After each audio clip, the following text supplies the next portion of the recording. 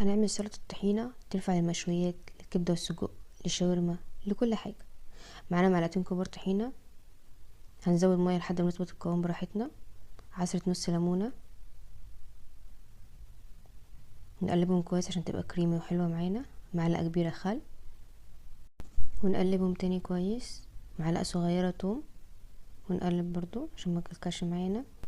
رشة صغيرة ملح وشطة،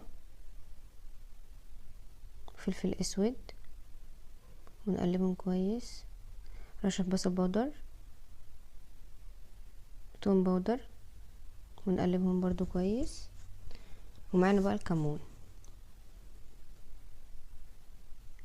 نقلبهم مع بعض عشان كله ياخد من طعم بعضه. كده بقى معانا احلى سلطه الطحينه نعملها في البيت، بتنفع مع اي حاجه وكل حاجه، وساعات باكلها لوحدها من غير حاجه، تحفه.